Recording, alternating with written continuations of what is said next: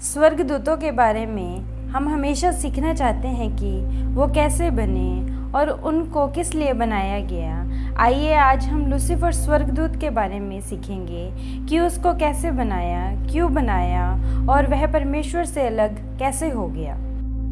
पवित्र बाइबल हमें लूसीफर के बारे में क्या कहती है।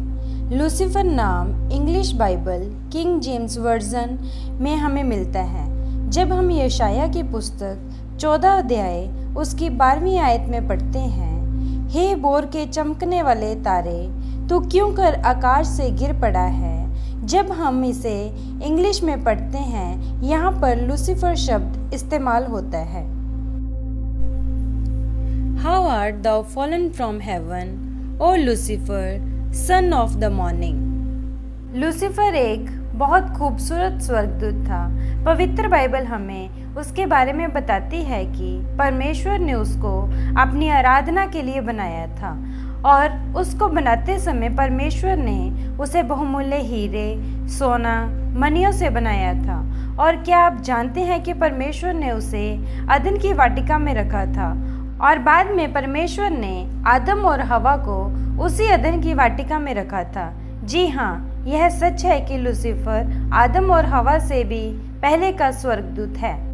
आइए हम पवित्र बाइबल में आगे पढ़ते हैं। यह यहेजकेल 28 अध्याय उसकी 12वीं आयत में हम पढ़ते हैं तो हमें उसकी बनावट के बारे में पता चलता है। हे मनुष्य की संतान, सौर के राजा के विषय में विलाप का गीत बनाकर उससे कह, परमेश्वर यहोवा यूँ कहता है, तू तो उत्तम से भी उत्तम है, तो बुद्धि से भरपूर और सर्वांग सुंदर है।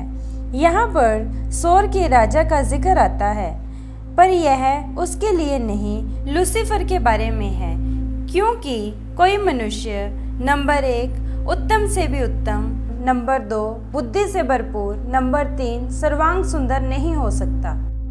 आइए हम 13वीं आयत पढ़ते हैं।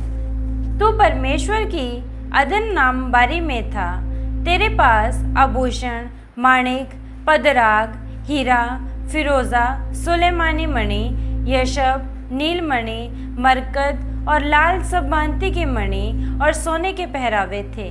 तेरे डफ और बांसुलियाँ तुझी में बनाई गई थी। जिस दिन तू सिरजा गया था, उस दिन वे भी तैयार की गई थी। यहाँ पर हम देखते हैं कि परमेश्वर ने उसे अदन की वाटिका में रखा था और उसे आभूषण, माणिक, पदराग, हीरा, फिरोजा, सुलेमान मणि, यशब, नीलमणि, मरकत और लाल सब भांति के मणि और सोने से बनाया गया था। और साथ ही हम देखते हैं कि उसको बनाते समय परमेश्वर ने उसके साथ ही संगीत की भी रचना की, क्योंकि लिखा है कि डफ और बांसुलियाँ तुझी में बनाई गई थी जिस दिन तू सिरजा गया था। आइए हम पवित्र बाइबल में आगे पढ़ते हैं। यह यहेजकेल 28 अध्याय उसकी 14वीं आयत में हमें मिलता है कि तू छाने वाला अभिषेकित करूब था। मैंने तुझे ऐसे ठहराया कि तू परमेश्वर के पवित्र पर्वत पर रहता था। तू आग सरीखे चमकने वाले मणियों के बीच में चलता फिरता था। यहाँ पर हमने देखा कि लूसीफर एक अभिषेकित स्वर्गदूत था।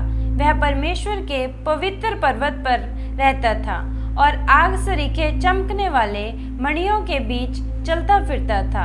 हमें पता चलता है कि लूसीफर परमेश्वर की आराधना के लिए बनाया गया था। वह पृथ्वी से परमेश्वर के पवित्र पर्वत पर जाकर परमेश्वर की महिमा करने वाला एक स्वर्गदूत था। यह यहेजकेल 28 अध्याय उसकी 15वीं आयत पढ़ते हैं, जिस दिन तू सिरजा गया और जिस दिन तक तुझ में कुटिलता न पाई गई, उस समय तक तू अपनी सारी चाल चलन में निर्दोष रहा। यहाँ तक हमने देखा कि लूसीफर के चाल चलन में कोई भी कुटिलता नहीं पाई गई और वह निर्दोष स्वर्गदूत था और परमेश्वर की आराधना करता था। पर वह कैसे गिर गया? वह तो परमेश्वर के साथ रहता था और जो परमेश्वर के पवित्र उपस्थिति में रहता है वह कैसे गिर सकता है? यह हमारे मन में एक सवाल आता है, पर पवित्र बाइबल हमें हर सवाल का जवाब देती है। कई बार हमें देर से समझ आता है, पर ऐसा नहीं है कि बाइबल के पास हमारे सवाल का जवाब नहीं है। आने वाले वीडियो में हम लूसीफर की गिरावट के बारे में सीखेंगे कि वो कैसे गिर गया और परमेश्वर का दुश्मन कैसे बन गया। हमारे साथ बने रहें। अगर आपने हमारे चैनल को सब्सक्राइब नहीं किया तो प्लीज़ चैनल को सब्सक्राइब करें और प्रार्थना विनती के लिए कमेंट में लिखें। प्रभु आप सबको आशीष दें।